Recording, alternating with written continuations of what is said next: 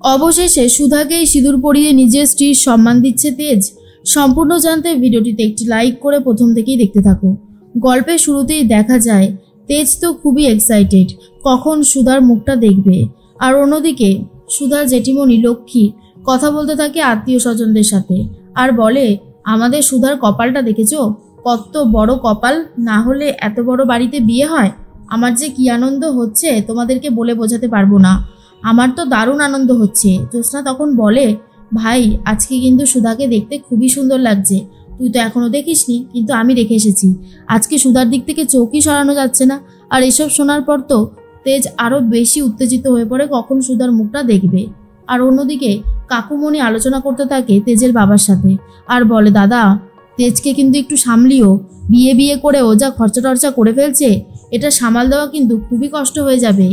তখনই তেজের বাবা বলে কি বলছিস রে, অনেক খরচা করে ফেলেছে বল। কাকুমণি বলে খরচা মানে ও তো লাখ লাখ টাকা খরচা করছে, আর এই লাখ টাকা উপার্জন করতে কতটা সময় লাগে বলো তো।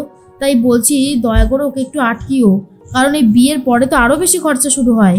তেজের বাবা বলে এই খরচার নামটা শুনেই না বুকটা কেমন ব্যথা ব্যথা করে উঠছে রে। এরপর সবাই মিলে আলোচনা করতে থাকে, আর একজন বলে জানো তো সুধা সত্যি খুব গুণী মেয়ে, ওই শমিকার কোয়েলের বিয়েটা যেভাবে সামলালো খুব ভালো, খুব ভালো, এই মেয়েটার সাথে তেজকে সত্যি মানাবে। আর এইসব কথা কানে চলে গেছে ইমনের। ইমন তখন সহ্য করতে পারে না।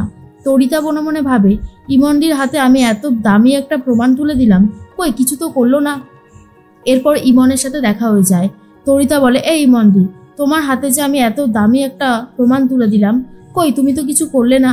ইমন তখন বলে আরে বাবা এত ব্যস্ত হলে হয়, দেখোই না শেষ পর্যন্ত কি করি, আমার হাতে একটু সময় দাও, তারপর বুঝতে পারবে আমি কি করতে পারি। ইমনের কথা শুনে তরিতা একটু ভরসা পায়। আর অন্যদিকে দাঁড়িয়ে রয়েছে তেজ আর সুধা। সুধাকে তখন কেয়া বলতে থাকে দেখেছিস তো, জামাইবাবু কিন্তু চিঠিটা পড়ে তোকে বিয়ে করতে রাজি হয়ে গেছে। জামাইবাবু সত্যি অন্য ধাঁচের মানুষ রে। জামাইবাবুকে দেখে সত্যি ভালো লাগে যে পৃথিবীতে যেমন খারাপ মানুষ থাকে তেমনি ভালো মানুষও থাকে, আর জামাইবাবু হলো সেই ভালো মানুষের মধ্যে একজন। এটা ভাবতেই খুব ভালো লাগছে। আর তখনই মনে মনে ভাবতে থাকে সুধা, সার্থকের সাথে ঠকার পরে আমার তো পুরুষ মানুষের ওপর বিশ্বাস ভরসা সবই উঠে গেছিল, কিন্তু না, এখন দেখছি সত্যি এই মানুষটা অনেক বেশি আলাদা, যাকে দেখে আমার খুবই ভালো লাগছে। তখনই তেজকে ঠাম্মি বলে কি হলো দাদু ভাই, দাঁড়ালে কেন, দাঁড়ানো আবার কি আছে, মালা বদলটা শুভদৃষ্টিটা হোক। তখনই তেজ বলে হবে তো ঠাম্মি হবে। তার আগেই একটা স্পেশাল অনুষ্ঠান শুরু হয়েছে, যেই অনুষ্ঠানটা দেখার পর সবারই খুব ভালো লাগে। চারিদিকটা আলোয় সেজে উঠেছে, আর এটা দেখার পরে সবার চোখ ছানাবড়া হয়ে গেছে। ঠাম্মি তখন বলে দাদু ভাই তোমাকে যেই মনের ইচ্ছেটা বলেছিলাম তুমি সেটা পূরণ করলে। তেজ তখন বলে ঠাম্মি তুমি একবার আমার কাছে আবদার করেছো আর আমি সেটা করব না তোমার সেটা মনে হয়? আমি যে করবই সেটা, আমি যে তোমাকে ভালোবাসি, শ্রদ্ধা করি, তোমার আদর্শে আমি সবটা শিখেছি। এরপরেই চারিদিকটা এত সুন্দর দেখে সবাই বলতে থাকে এটা আমরা কোনো বিয়ে বাড়িতে দেখিনি, এটা স্পেশাল কেন তেজ? তেজ তখন বলে আমার ঠাম্মির ইচ্ছে ছিল যখন তার নাতবউয়ের মুখ সবাই দেখতে পাবে ঠিক তখনই চারিদিকে এত এত আলো দেখা যাবে যে এই মোমেন্টটা কেউ কখনো ভুলতে পারবে না। সবাই তখন বলে সত্যি আমরা লাইফে আর কখনোই এই দৃশ্যটার কথা ভুলতে পারবো না। এর মধ্যেই তরিতা মনে মনে ভাবে এত কিছু দেখতে হচ্ছে এদিকে, যে কখন যে আসল খেলাটা শুরু হবে কে জানে। তখনই ইমন সেই চিঠিটা পেয়ে গেছে, যেই চিঠিটা সুধা লিখেছিল, কেয়ার হাতে পাঠিয়েছিল, আর কেয়া দিয়েও ছিল তেজকে, কিন্তু তেজের হাতে সেই সময় চলে এসেছিল চিঠিটা আর ধাক্কা মেরেছিল একটা দেখা যায় ওয়েটার, আর ঠিক সেই মুহূর্তেই হাত থেকে পড়ে গেছিল চিঠিটা। তারপরে চিঠিটার কথা মনেই নেই তেজের। সেই চিঠিটাই পেয়ে গেছে ইমন।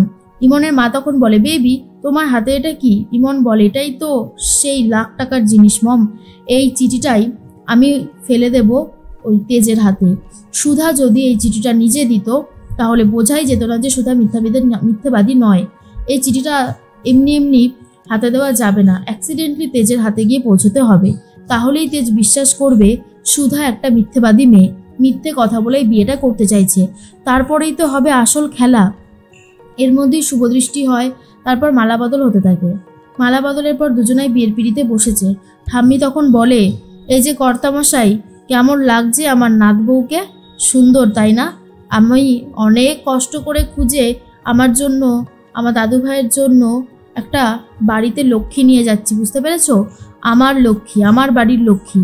কর্তা দাদু তখন বলে, তা তো হবেই, আমি তোমার সিদ্ধান্তের ওপর কোনোদিনও নিজের সিদ্ধান্ত চাপিয়ে দিইনি। তোমার যেটা মনে হয়েছে তুমি সেটাই করেছো, ভালো হলেই ভালো। আমি সবসময় এই কথাটাই বলে এসেছি, আজও এটাই বলবো।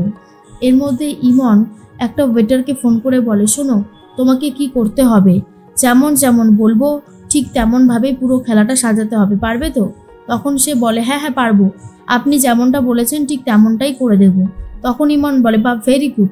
এর মধ্যেই সুধাকে কেয়া বলে, কিরে, এখনও কি জামাইবাবু সম্বন্ধে একটু ভুলভাল চিন্তাভাবনা করছিস? আর করিস না, আমাদের জামাইবাবুর মতন কিন্তু মানুষ হয় না। এদিকে সুধার এক কাকিমা পাড়ার চলে এসেছে কাননবালা দেবীকে শরবত দেওয়ার জন্য। কাননবালা দেবী বলে, না না, আমার শরবত টরবত এখন লাগবে না, আমার নাত বউয়ের সাথে আগে একটু আলাপ টালাপ জমাই তারপর তো। তখনই সেই কাকিমা বলে, আপনারা সত্যি খুব ভালো মানুষ, এই রকমভাবে সবটা জানার পরেও যে সুধাকে বিয়ে করে নিয়ে যাচ্ছে তেজ, এটা কিন্তু সবাই পারতো না। তখন কাননবালা বলে, গুণ কি আর সবার চোখে পড়ে গো? গুণ কিছু কিছু মানুষের চোখেই শুধু ধরা দেয়, সব মানুষের চোখে না, কথাটা মাথায় রেখো। কিন্তু কাকিমা বুঝতে পারে সুধার ব্যাপারে আসল সত্যিটা জানেই না। আর অন্যদিকে লক্ষ্মী ভাবে যত তাড়াতাড়ি সম্ভব এর সাথে বিয়ে হয়ে যাওয়াটাই ভালো সুধার, কারণ যখন সত্যিটা সামনে আসবে তখন একেবারে সব কিছু শেষ হয়ে যাবে। এর মধ্যেই সিঁদুরদানের সময় হয়ে যাচ্ছে। তখনই পুরোহিত মশাই বলে, আগে এই কাপড়টা বদলে আসতে হবে, যান। তারপরেই চলে যাচ্ছে কাপড়টা বদলাতে, মানে যেটা পরেছিল আর কি তেজ। আর ঠিক তখনই তেজ ভাবে, আমি এক কাজ করি, ঝটপট করে পোশাকটা পরিবর্তন করে আসি। এরপরে ইমন এমনভাবে ওই চিঠিটা রেখেছে যে দেখে নিয়েছে এই তেজ। আর তার মধ্যে ইমন বলে, কি চিঠিটা পড়ে ঝটকা খেলে তো তেজ? আমি তো তোমার শুভাকাঙ্ক্ষী, আমি সবসময় চেয়ে এসেছি তোমার ভালো হোক, এখনও সেটাই চাই। এর মধ্যে বিয়ের আসর থেকে তখনই নিয়ে চলে যাচ্ছে সুধাকে হাত ধরে টানতে টানতে।